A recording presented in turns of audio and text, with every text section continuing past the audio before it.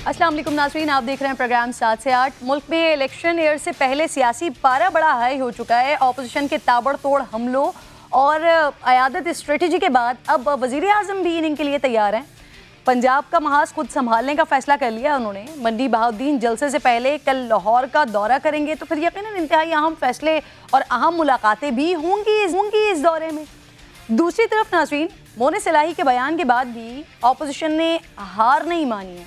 मौलाना भी पंजाब में डेरे डाले हुए हैं। आज भी कह रहे हैं हमने एतमाद पर काम शुरू कर दिया है। पीडीएम जल्द ही मुज़ाकराती जरगा तश्कील देगी जो सियासी मुलाकातें करेगा। लेकिन अब सवाल ऑब्वियसली फिर यहाँ पर यह पैदा हो जाता है कि अगर मुलाकातें जरगा करेगा तो फिर पिछले दिनों शहबाज शरीफ साहब वो क्या कर रहे थे? छोटे मियाँ साहब को शायद खुद भी अपनी मुलाकातों से बहुत ज़्यादा कोई उम्मीदें वाबस्ता नहीं है, इसीलिए कह रहे हैं कि इमरान खान को घबराहट मेरी मुलाकातों से नहीं है, महंगाई और बेरोज़गारी से है। चौधरी बिरादरान से मुलाकात का नतीजा क्या निकला, छोटे मियाँ साहब ये बताने को तैयार नहीं है। एक और भी बड़ा इंपॉर्टेंट मामला है नाज़रीन, वफाकी हुकूमत ने नवाज शरीफ के ज़ाती मालिजीन को ख़त लिखकर मेडिकल रिपोर्ट्स मांगने का फ़ैसला किया है। और वज़ीर सेहत पंजाब यास्मीन राशिद साहिबा ने आज समा से गुफ्तगू की है और कह लीजिए कि ये गुफ्तगू बड़े तहलका खेज़ इंकशाफात वाली गुफ्तगू थी। इसमें नून लीग नवाज शरीफ को जेल में जहर देने का इल्ज़ाम लगाती रही है, लेकिन डॉक्टर यास्मीन राशिद कह रही हैं कि जब उन्होंने खुद मियाँ साहब से मुलाकात की तो वो तो अपने इलाज से बड़े मुतमईन थे। ये बहस नया रुख अख्तियार करेगी क्योंकि लीगी रहनुमा जावेद लतीफ़ साहब ने यास्मीन राशिद साहिबा के इस दावे की तस्दीक की है। कह रहे हैं कि हम बिल्कुल मुतमईन थे इलाज से, जितने वसाइल मौजूद थे उसके मुताबिक इलाज किया जा रहा था। जो इलाज हो रहा था और जितनी कैपेसिटी थी वो तो बिल्कुल ठीक था, उससे हम मुतमिन थे। मगर नैब की कस्टडी में जो किया गया उनको, उससे हम ना सिर्फ मुतमिन थे बल्कि हम परेशान भी थे, खौफजदा थे कि कहीं कोई जुल्म ज्यादती जो माजी में होती रही है कोई ऐसा हमारे साथ ना हो जाए। इन्हीं की जो तजवीज़ थी इनके मेडिकल बोर्ड की, तो उसके बाद ही गए हैं वो, और आज किस मुंह से कह रहे हैं कि वो मेडिकल रिपोर्ट जो थी वो गलत थी। मेहमानों में बात करने के लिए बैरिस्टर जावेद अब्बासी साहब मुस्लिम लीग नून से मेरे साथ मौजूद हैं। इसके साथ साथ पाकिस्तान तहरीक इंसाफ से कंवल शोजब साहिबा भी मुझे ज्वाइन करेंगी। जावेद साहब खुशामदीद कहती हूँ आपको। सर सबसे पहले तो ज़रा ये जो आजकल टॉक ऑफ द टाउन बना हुआ है ना सर, इस पर बात कर लेते हैं। अब वज़ीर आज़म साहब कल पंजाब आ रहे हैं, मोने सलाही के बयान ने तो अदम एतमाद की कोशिशों पर सर पानी फेर दिया था। अब लगता है कि वज़ीर आज़म साहब जो आ रहे हैं वो चौधरियों से मुलाकात करके ताबूत में आखिरी कील नहीं ठोक देंगे? जावेद साहब बिस्मिल्लाहिर्रहमानिर्रहीम, बहुत शुक्रिया। देखें जी, वज़ीर आज़म साहब का सुबह है, हर एक को जाने का हक है, उनको ये भी हक है कि वो किसी भी जमात के लीडरों के पास भी जाएं। हमारा जो चौधरी साहिबान से मुलाकात हुई थी, एक तो चौधरी शुजा साहब की तबीयत का भी पता किया गया है, उनकी बीमार पुरसी भी किया गया है, और दूसरा उनको पाकिस्तान के जो इस नाजुक सूरत हाल से पाकिस्तान गुजर रहा है उसके बारे में भी निशानदेही की गई है कि सियासत होती रहेगी, सियासी जमातें भी इधर ही हैं, इंतखाब भी होते रहेंगे, लेकिन जो मुल्क का माशी बुरहान इस मुल्क में आ गया है, ये एक सिक्योरिटी रिस्क बनता जा रहा है।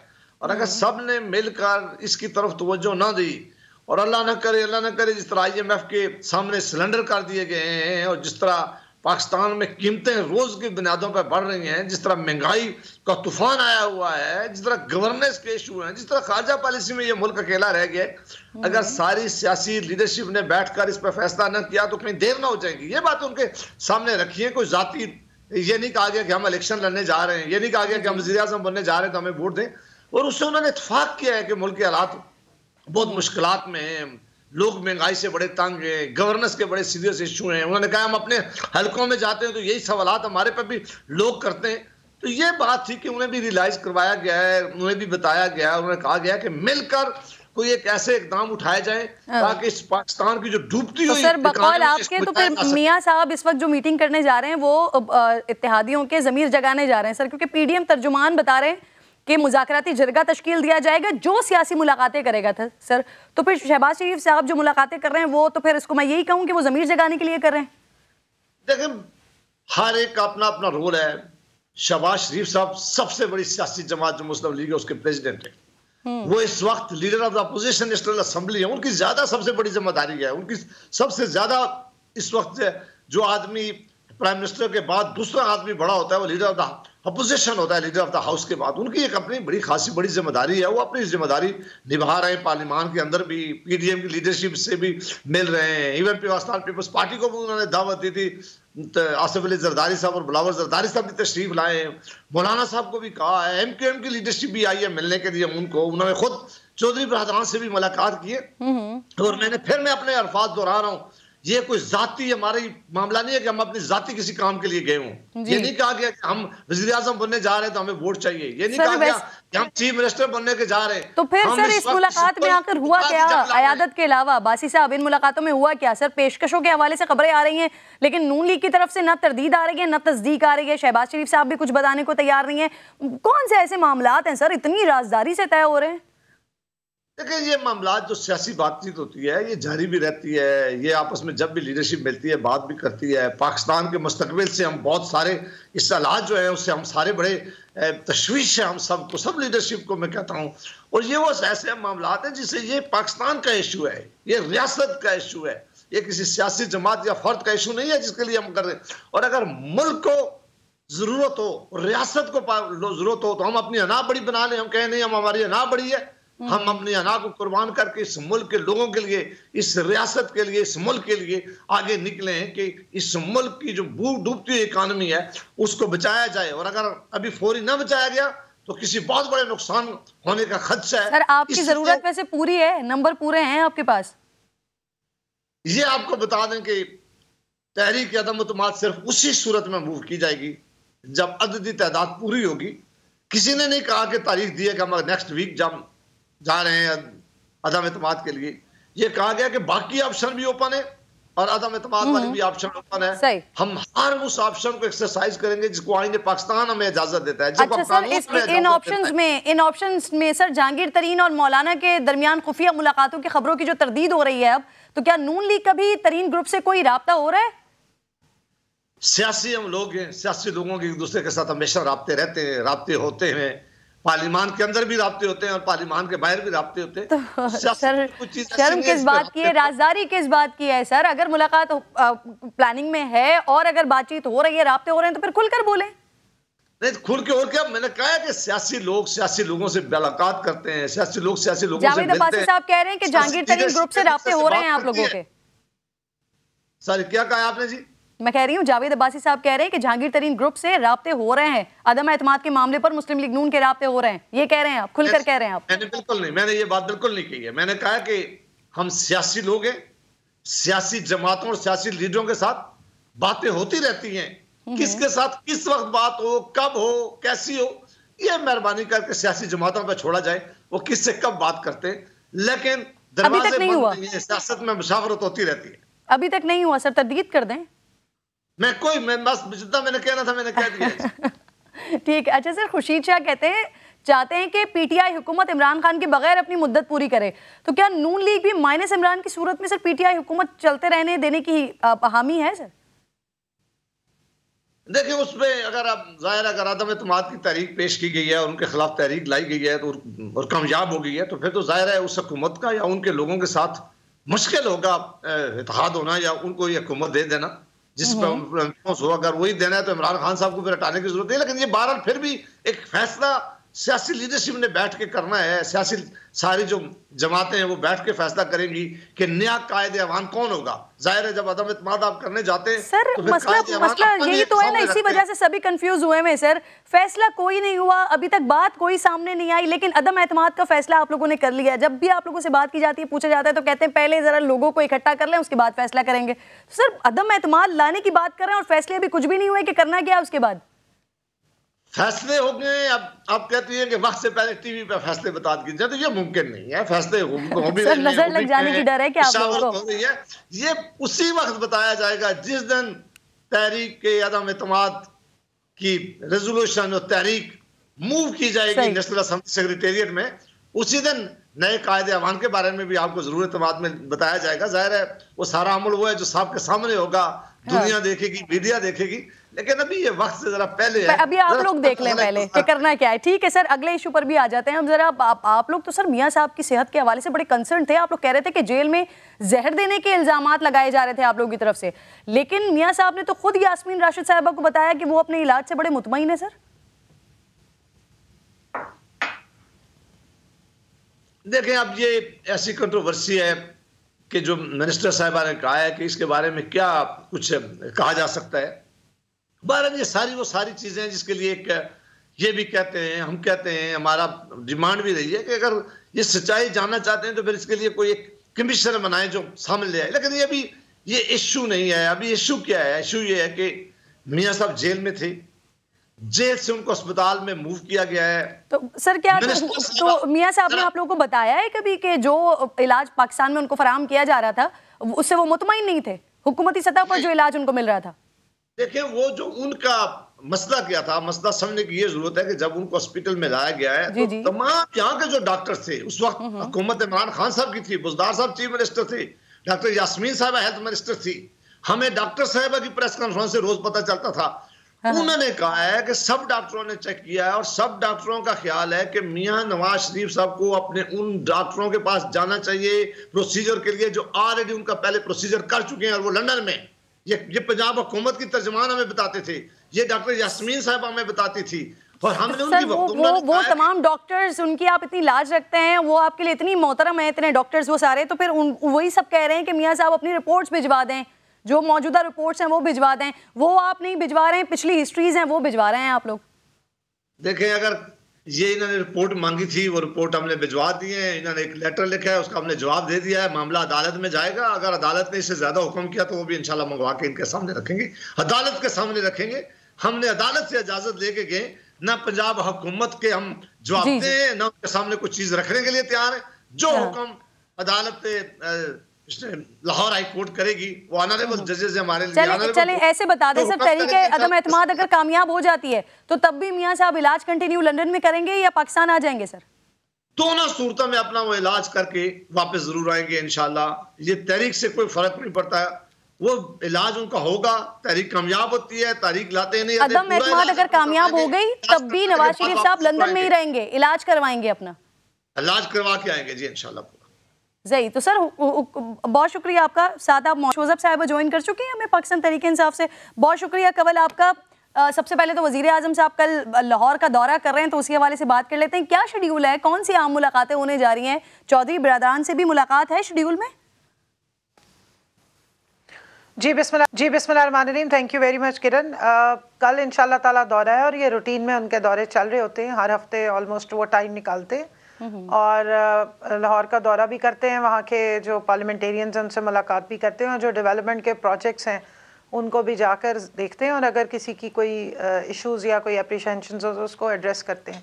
तो अब बाकी डिटेल्स का तो मुझे अंदाज़ा नहीं है, वो पीएम ऑफिस को पता होगा उनकी रूटीन का कि कल क्या मीटिंग सेटअप हुई है या जो भी उनका एजेंडा, लेकिन बहरहाल ये दौरा उनका रूटीन का दौरा होता है। चौधरी बिरादरान से मुलाकात का वैसे आपको केल में नहीं है या कोई प्लानिंग में नहीं है, ये पूछ रही हूँ मैं। मुझे इल्म नहीं है, अगर उनके स्केड्यूल में हुआ तो ज़रूर मुलाकात करेंगे। पिछली दफ़ा गए थे तो उन्होंने मुलाकात की थी और अभी तो कल ही आपने मोनस साहब की बात सुनी है which was music for us, और बाकी लोगों के लिए कल से कोहराम बरपा हुआ है। लेकिन कल ही मैंने कामिल अली आगा साहब की भी बात सुनी है, वो कह रहे हैं कि मोनिस इलाही साहब ने खुद ही जो बात कर दी हो कर दी हो, लेकिन अभी तो पार्टी फैसला करेगी कि हमने क्या करना है, हमारा मुआहदा रियासत के साथ है।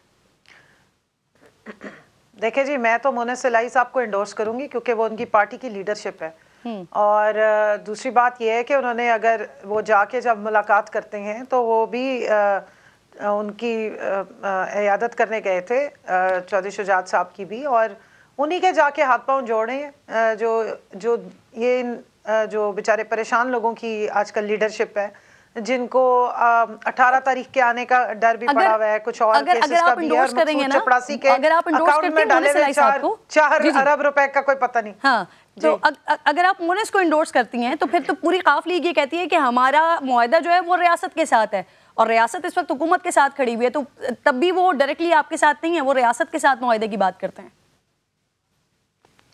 देखिए, सारे ही जितने भी अवाम होती है, पॉलिटिशियन होते हैं, वो रियासत और रियासत पाकिस्तान को ही बचाते हैं।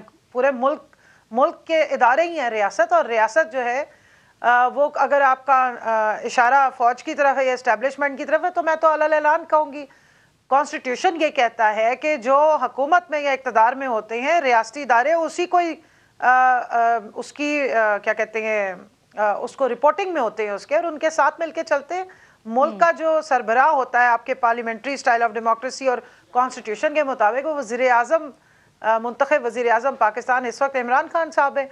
तो और जो इत्तेहादी है, इत्तेहाद का मतलब ही यही है कि कमल आप रेल की बेस पर अभी बात करेंगे तो खान साहब उस वक्त क्यों तनकीद करते रहते थे कि ये उन्हीं के साथ बैठे रहते हैं, उन्हीं की मानते रहते हैं? बड़ी तनकीद किया करते थे खान साहब। किस पे जी? सॉरी, बीच में आवाज कट गई थी। जो आप बात कर रही हैं, अगर ये रियलिटी है रियासत की और हुकूमत की, तो फिर उस वक्त जब खान साहब ऑपोजिशन में हुआ करते थे उस वक्त भी तो बड़ी तनकीद किया करते थे ना कि उन्हीं के साथ बैठे रहते हैं, उन्हीं की मानते रहते हैं। देखिए जी, रियलिटी तो यही है, लेकिन अगर आप सही कॉन्टेक्स्ट में बात कर रहे हैं तो 2/3 मेजॉरिटी वाली हुकूमत के साथ किस तरह की तनकीद बनती है जिनके पास जिनको ज़रूरत नहीं थी एलाइज की। हमारे साथ अगर हमारे एलाइज चल रहे हैं और अच्छे तरीके से चल रहे हैं और किसी एक नज़रिए की बुनियाद पे चल रहे हैं तो वो नज़रिया मुल्क और कौम की तरक्की है, इस अवाम की फलाह और बेहतरी है। और मैं सिर्फ इतनी ज़रूर कहूँगी कि काफ लीग को जितना मैं जानती हूँ कि वो फिर भी नज़रियाती सियासत के हामी है।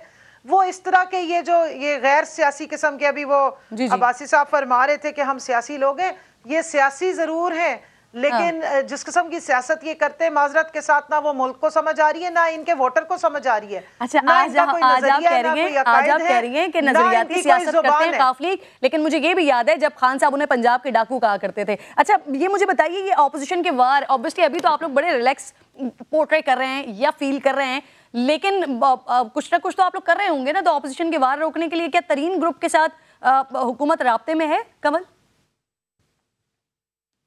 देखिए जी, तरीन ग्रुप पीटीआई का हिस्सा है, चाहे तरीन ग्रुप कर लें या कोई और ग्रुप कह लें। पीटीआई में फिलहाल कोई ऐसी ग्रुपिंग नहीं है जैसे शीन मीम वाली है हमारे ओपोनेंट्स में। और हमारे आप सिर्फ देखें, action speaks louder than words. मैं यहाँ पे खाली खोली नारे नहीं लगाऊंगी अपनी ऑपोजिशन की तरह कि वो 8 दिसंबर को अचार होगा इस्तीफों का, 14 को आर पार होगा, लॉन्ग मार्च हो जाएगी, 31 से पहले हुकूमत गिर जाएगी। पिछले साल आपने नारे दावे बहुत सुने, वो पीडीएम 11 जमातों की जो मुरब्बा बना था, एक वो 12 मसाले की फ्रूट चाट, 3-4 साल पहले भी सुनती थी। तो वो तो आपको पता है ऑपोजिशन में जब होते हैं तो ऐसे नारे तो होते हैं। मैं सिर्फ इतना अर्ज करूंगी किरण, हमने अपने सारे बजट भी पास कराए, जो बिल हमने कहा है वो हमने जाके पास कराए हैं। जो अगर वोट ऑफ कॉन्फिडेंस लेना था तो वजीर आजम साहब खुद शेर की तरह उतरे थे मैदान में, उस वक्त तो सारे भाग गए थे। तो मैंने तो कल भी प्रोग्राम में ऑफर की थी, जावेद लतीफ साहब बैठे थे कि खाना मैं खिलाऊंगी, आप आए, बिस्मिल्लाह करें, डेट दे दें, डेट भी दे दीजिएगा और ईयर जरूर मेंशन कर देना, क्योंकि तारीखें देते हैं ओपन एंडेड, उसके साथ ईयर मेंशन नहीं होता। जैसे इस्तीफों के लिए डेट दी थी, जैसे अभी तो लॉन्ग मार्च के लिए दी हुई है ना, 1 27 1 23 आपके वज़रा ही कह रहे थे कि भाई 23 से डेट को चेंज कर लें। तो लेट्स सी ना, इंतजार कर लें। वैसे एम्पायर की उंगली वाली आप लोग भी बातें करते रहते थे ना। सिर्फ इतनी, हाँ जी, मेरे से ज्यादा आपकी मेमोरी है और आपकी माशाल्लाह मीडिया मेमोरी बहुत फास्ट है, तेज है। क्लिप्स आप निकाल के देख लें, ये पहली मार्च होने जा रही है, कितनी दफा लॉन्ग मार्च है। 1 मार्च तो पहुंच भी गई थी अक्टूबर में, यहाँ पे वो पीली जो फोर्स के साथ आए थे मौलाना साहब। और मजे की बात यह है कि मौलाना साहब के कंटेनर पे सबने खड़े होके बड़ी बड़ी बातें भी की, नारे दावे भी लगाए, उसके बाद सारे चलते बने थे। और मौलाना को फिर फेस सेविंग करनी पड़ी थी, उनके लोगों का जो बेचारे बीमार हो गए थे, इलाज, मालजा, पानी पिलाना, वो सब काम हमने ये बात बिल्कुल दुरुस्त है, आपकी बात बिल्कुल दुरुस्त है, 100%। लॉन्ग मार्च से कुछ नहीं होता, अगर होता तो वो आप लोगों ने अगस्त में मार्च किया था, वो भी वो वज़ीर आज़म साहब की कुर्सी ले चुका होता मार्च। आप सही कह रही हैं। अच्छा, अगले इशू पर भी आ जाते हैं, नवाज शरीफ साहब के इलाज के हवाले से, उनकी रिपोर्ट्स के हवाले से भी बात कर लेते हैं। मौलजीन को खत लिखकर उनकी कौन कौन सी रिपोर्ट्स तलब की गई हैं कमल? देखिए जी, मैं नवाज शरीफ साहब से इस तरह से बहुत हमदर्दी रखती हूँ कि उनके जो अमराज है ना वो ला इलाज है। अब देखिए, करप्शन एक ऐसा मर्ज है जिसका कोई इलाज नहीं है, चाहे पाकिस्तान छोड़ के वो अमेरिका कहीं से भी ऑनलाइन बैठ के इलाज करा लेना, इसका बदनीयती का कोई इलाज नहीं है, बुजदली का कोई इलाज नहीं है। और उसके अलावा जो मुझे याद पड़ता है, उनके प्लेटलेट्स गिरे हुए थे, उनकी 90% दिमाग की शरियानें बंद थी जब वो यहाँ से तशरीफ ले गए थे, किडनी उनके काम नहीं कर रहे थे, दिल का उनको मरज था, और एक खास किस्म के जो खवातीन के अमराज हैं उनको छोड़ के उनको दुनिया की हर बीमारी उस वक्त लगी हुई थी। ये हमारी स्पोक्स पर्सन ही, उनके रोजाना जो लोग सामने खड़े होकर मरियम औरंगजेब की तरह जो दुआइयां देते थे, आज गए कल गए। तो मैंने सिंपल आपको बताया कि असल मर्ज उनका बदनीयती का है, उनकी बुजदली का है। तो ये वाले तो सब कुछ आपको पता है, तो फिर रिपोर्ट्स क्यों मंगवा ली? वो खाया ये वाले तो आपको पता है, तो फिर रिपोर्ट्स क्यों मंगवाई है? मैं ये पूछ रही हूँ जो जानना चाह रहे हैं वो क्या मंगवाया। मेरी बात सुन लें। अब्बासी साहब ने फरमाया कि हम तो जानते नहीं है ना वजीर आजम साहब के कहने पे ना पंजाब हुकूमत, हम तो अदालत से पूछ कर गए हैं।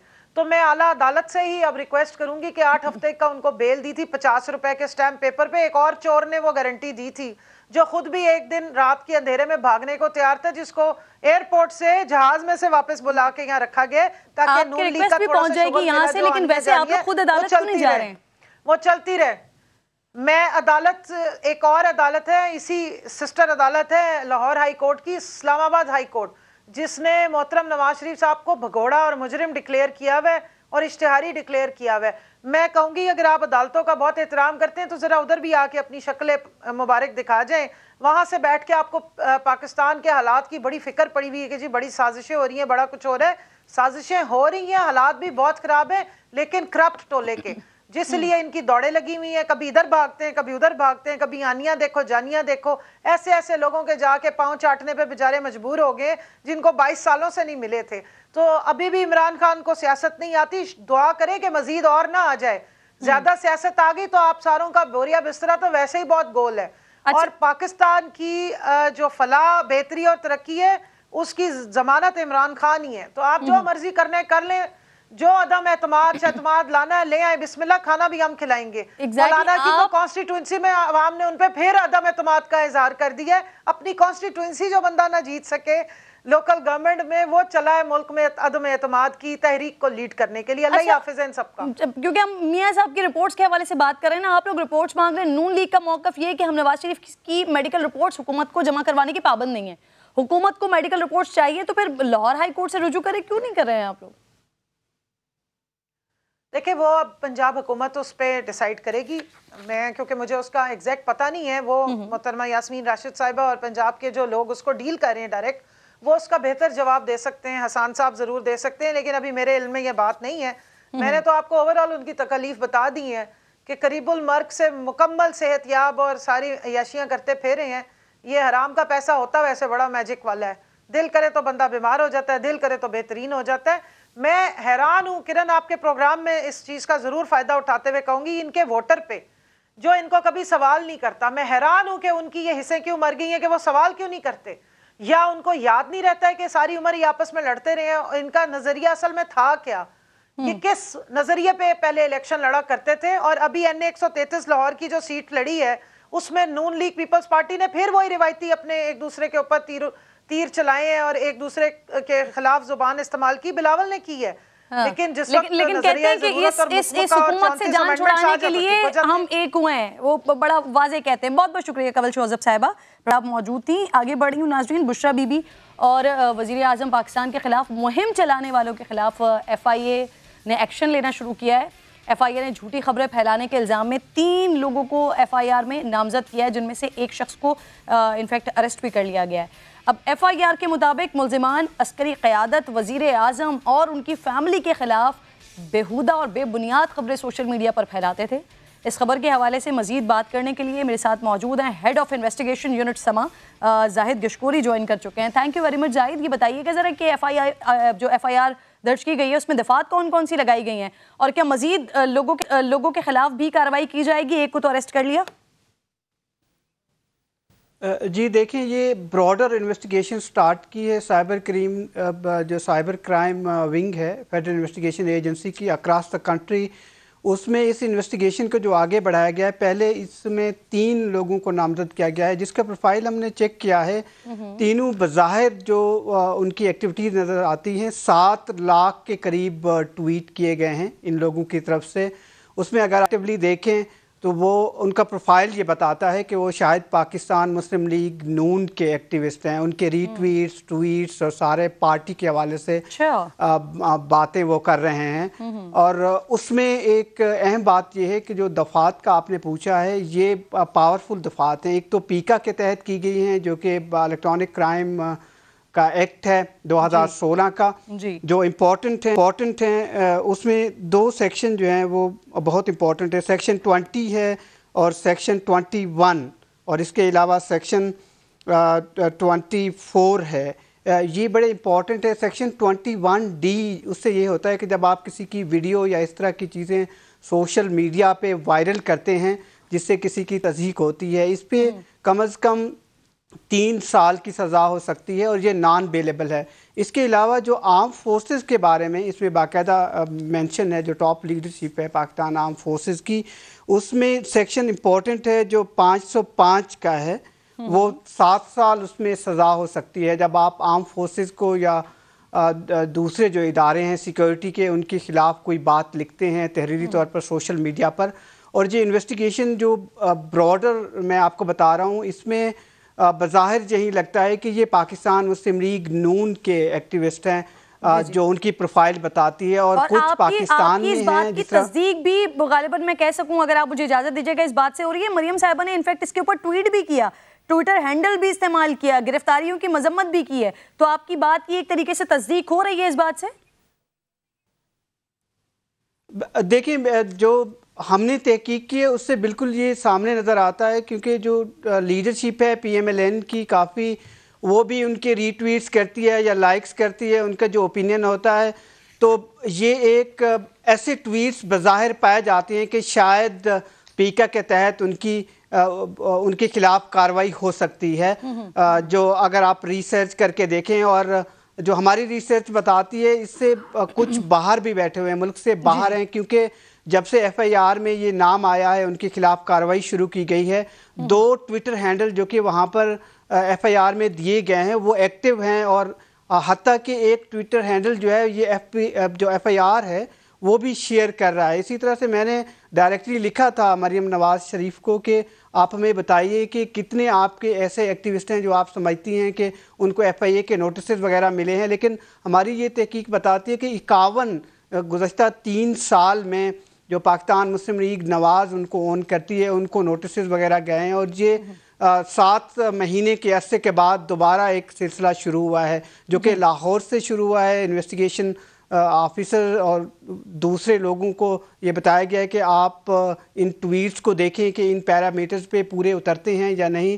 लेकिन जो सेक्शन 21D है स्पेसिफिकली पीका का, जी वो सेक्शन इनके ट्विटर हैंडल पर शायद इस तरह की वीडियो नजर नहीं आती, जिससे तस्दीक क्लियर कर दीजिएगा क्योंकि यूजुअली ऐसा होता है हुकूमत की तरफ से कोई एक्ट किया जाता है तो फिर ऑपोजिशन उस पर एक इजहार हमदर्दी के लिए ऑपोजिशन के लोग उनकी तायद करना शुरू कर देते हैं। आपको बड़े स्ट्रॉन्ग कनेक्शन अपनी रिसर्च में मिले हैं कि इन अकाउंट्स के मुस्लिम लीग नून के सोशल मीडिया विंग्स के साथ कनेक्शन है? सर, ये अभी इसकी ऑथेंटिसिटी जिस तरह मैंने आपको बताया कि बाकी ऑफिशियली तौर पर आनी है, लेकिन बज़ाहिर उनके अगर आप थाउजेंड्स ऑफ ट्वीट्स देखें इन तीनों अकाउंट्स के, वो प्रोफाइलिंग होली सोली जो अभी तक तकरीबन 51,000 ट्वीट्स मैंने मॉनिटर किए हैं जो रीसेंट पास्ट में हुए हैं, उसमें सारे के सारे PMLN की सपोर्ट में ही। बहुत शुक्रिया, प्रोग्राम में साथ मौजूद थे। एक छोटा सा ब्रेक ले रही हूँ नाज़रीन, ब्रेक के बाद वापस आते हैं। वज़ीर आज़म ने एक बड़ा इंपॉर्टेंट इंटरव्यू दिया है, उस पर बात करेंगे।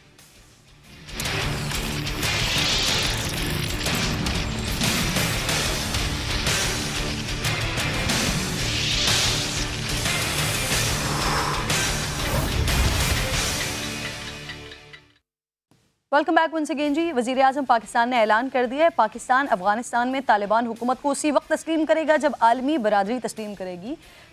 पाकिस्तान ने तनहा कोई फैसला किया तो आलमी बरादरी का आलमी दबाव का शिकार हो जाएगा। वज़ीर आज़म ने फ्रांसीसी अखबार को इंटरव्यू में बताया कि तालिबान के कंट्रोल से पहले अफगानिस्तान से TTP, बलोच दहशतगर्द तंजीमें और दाइश कार्रवाइयाँ कर रही थी। मजबूत अफगान हुकूमत के बाद आलमी दहशतगर्दों के पनपने के मौके कम होंगे। वज़ीर आज़म साहब ने वाज़ेह किया है कि भारत के साथ कोई खुफिया बातचीत नहीं हो रही है, दो तरफ़ा ताल्लुकात तातुल का शिकार है। जब तक भारत मकबूजा कश्मीर की कानूनी हैसियत को बहाल नहीं करता, नई दिल्ली से बात करना कश्मीरियों के साथ गद्दारी होगी।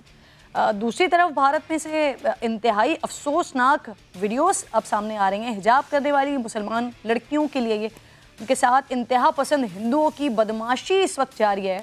कर्नाटका में हिजाब के साथ इम्तिहान में बैठने की इजाज़त न मिलने पर तालिबात की जानिब से बॉयकॉट किया गया। मध्य प्रदेश के स्कूल में भी बाहिजाब तालिबात को गुंडे हिरासा कर रहे हैं। और ऐसे में BJP रहनुमा कहते हैं कि अगले इलेक्शन जीत गए तो मुसलमानों को टोपी उतार कर तिलक लगवाने पर मजबूर कर देंगे। बात करने के लिए मुझे वज़ीर ख़ारजा शाह महमूद कुरैशी साहब प्रोग्राम में ज्वाइन कर चुके हैं। आपको खुशामदीद कहूँगी शाह साहब। सर, हिंदुस्तान में मुसलमान लड़कियों के हिजाब उतरवाए जा रहे हैं, यानी हुकूक पामाल हो रहे हैं। दुनिया इससे किस तरह से खामोशी से देख रही है, जैसे कश्मीर को लेकर खामोश रही है? देखिए, जो कर्नाटका में हुआ है उसका कोई जवाब नहीं है।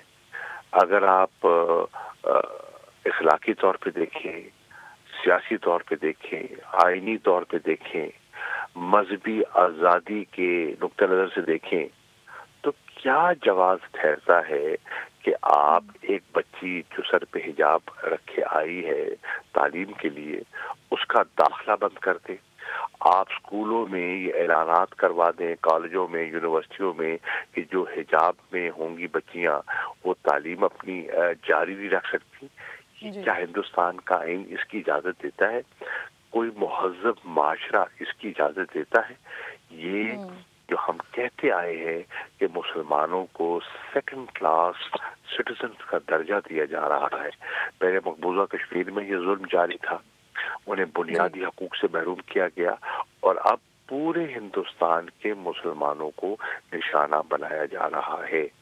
पाकिस्तान ने इसकी भरपूर मजम्मत की है, और मुझे ये भी पढ़कर इत्मीनान हुआ है कि OIC के प्लेटफॉर्म से भी इसका नोटिस लिया गया है। इस पर मजीद भी बात होगी जब वज़ीर ख़ारजा का इजलास होगा 23 मार्च को।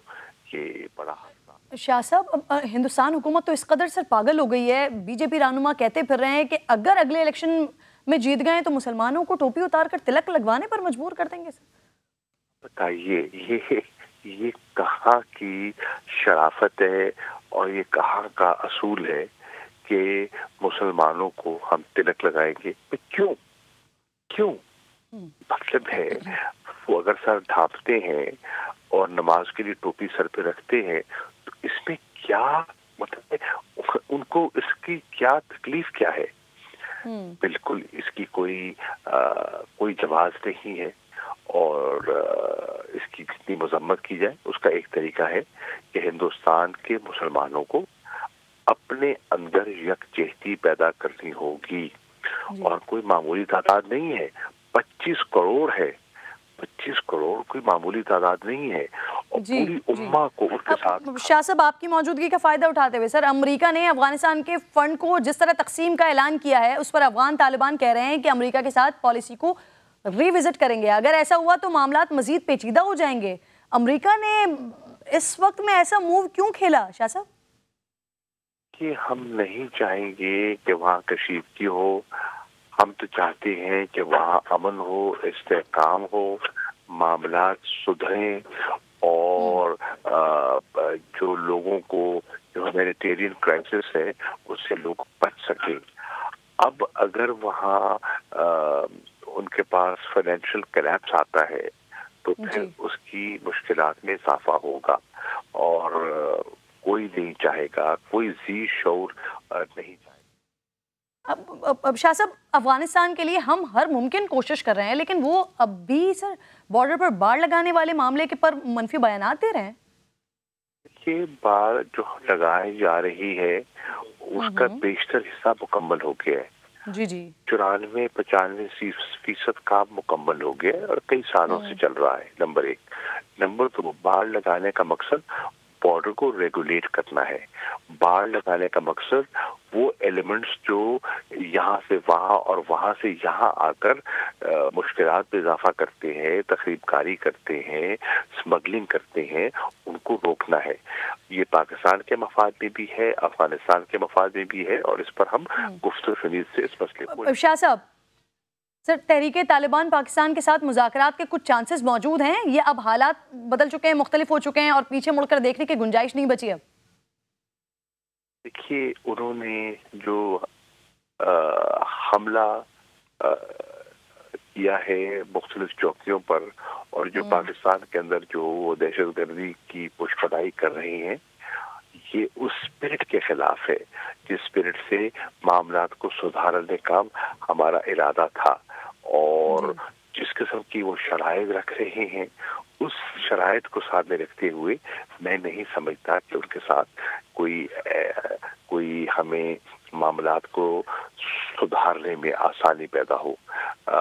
ये रवैया जो उन्होंने अपनाया है ये नामुनासिब। सर, ऐसे कौन से मुतालबात रख दिए गए थे जिनकी वजह से मुज़ाकरात ही नाकाम हो गए? मुख्तलिफ बातें सामने आ रही हैं, कुछ बताएंगे शाह साहब? देखिए, हर चीज डिस्कस नहीं की जाती। जितना मैंने कहना था इस पे ही इत्तेफाक कीजिए। बहुत शुक्रिया आपका। वज़ीर ख़ारजा शाह महमूद कुरैशी से मेरे अब मुझे ज्वाइन कर चुके हैं सुहेल शाहीन साहब, नुमाइंदा अफ़गानिस्तान बराए UAN है। बहुत शुक्रिया आपका। साथ मौजूद हैं हमारे सुहेल शाहीन साहब। सर, हिंदुस्तान के मामले पर सबसे पहले बात करना चाहूँगी आपसे। हिजाब पर पाबंदियाँ लगाई जा रही हैं, जुल्म सरेआम हो रहा है। अफ़गान तालिबान इसको किस तरह से देख रहे हैं? बिस्मिल्लाहिर्रहमानिर्रहीम, नहमदु व नुसल्ली अला रसूलिल करीम, अम्मा बाद। हिजाब जो है मुसलमान औरत की आइडेंटिटी है, उसके तशख़्ख़ुस है, उसका हक है और उसके अक़ीदे का जुज़ है। तो उसे ये हक नहीं छीनना चाहिए। ये बेसिक ह्यूमन राइट्स है। मेरे ख्याल में किसी जगह भी कोई एनवान के तहत, टाइटल के तहत किसी को हक नहीं पहुंचता कि उससे मुसलमान औरत से या खातून से ये हक छीन ले।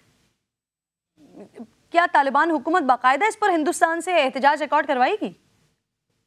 मैंने आपको बताया, ये मीडिया को बताया है, ये सही नहीं है। ये उनका हक है, हिजाब हर जगह भी हो। अफगानिस्तान में माइनॉरिटीज है, हमने उसको मुकम्मल उसके हुकूक दिए हैं। उसके जो भी रिचुअल्स है, इबादत है, वो आज़ादी से कर सकते हैं। कोई भी उस पर कैद नहीं है, क़ुयदात नहीं है।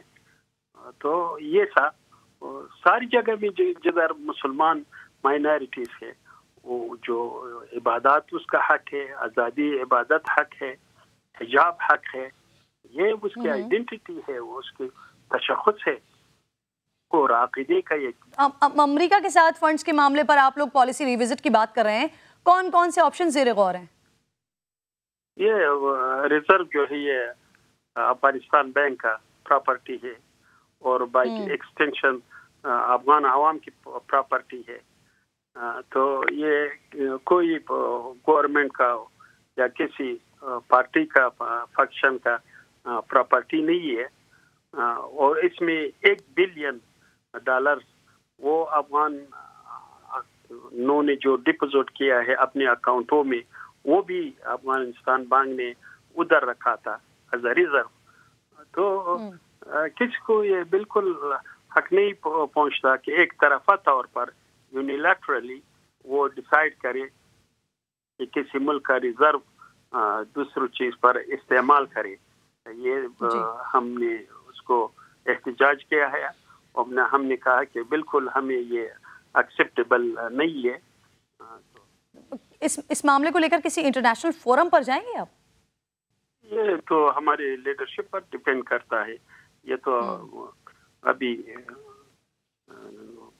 वो बहुत अभी ताज़ा वो फैसला ले चुका है, ये इक़दाम हो गया है। ये हमारी लीडरशिप पर डिपेंड करता है कि वो इस बारे में क्या इक़दाम करेंगे, क्या रास्ता इख्तियार करेंगे। वो जाहिर है हम एतराज़ भी किया और कुछ कैसी भी डिप्लोमेटिक चैनल हो तो जाहिर है वो हम इस्तेमाल करेंगे। सर, अफगानिस्तान में इंसानी स्मगलिंग की इनफैक्ट खबरें आ रही हैं, लोग भूख से मर रहे हैं। आपकी हुकूमत इस मामले पर कर क्या रही है? जो भी हमारे बस में है हम अफगान अवाम की खिदमत पे उसको खर्च कर रही है। और लेकिन जो भी सैंक्शन की वजह है वो उन्होंने उस ममालिक के तरफ से है जो ह्यूमन राइट्स के नारे लगाते हैं।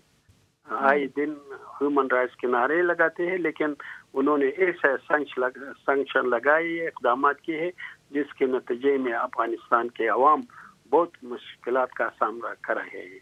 लेकिन हमारी जो रेवेन्यू है। सोहेल साहब, बच्चों को बेचने की खबरें आ रही हैं, तो क्या अफगान हुकूमत को इसका इल्म है? कितने खानदान भूख से बचने के लिए ऐसे स्टेप उठा चुके हैं सर? ये वो बच्चों के फरोख्त की बाजी वो बेसलेस रिपोर्ट्स है। हमने इन्वेस्टिगेट किया, ये ऐसा कोई वाकया नहीं कि उन्होंने फरोख्त किया हो। वो हमारे ओपोनेंट्स के प्रोपेगेंडा है, ऐसा नहीं है। जो भी मीडिया में रिपोर्ट आए थे हमारे सिक्योरिटी फोर्सेस की तरफ से, वो इन्वेस्टिगेट हो चुका, लेकिन ऐसा कोई केस नहीं है। लेकिन ये हकीकत है कि पॉवर्टी है, अफगान अवाम की बहुत से ज़्यादा परसेंटेज पॉवर्टी लाइन के अंदर वो जिंदगी बसर कर रही है, और उसकी वजह ज़्यादातर ये है कि सैंक्शन लगाए हैं। सोहेल शाहीन साहब बहुत बहुत शुक्रिया, बहुत शुक्रिया, आप साथ मौजूद थे। मेरे प्रोग्राम का वक्त खत्म हो गया है, नाज़रीन से मुलाकात होगी इंशाअल्लाह कल। अपना ख्याल रखिए, अल्लाह ने के बाद।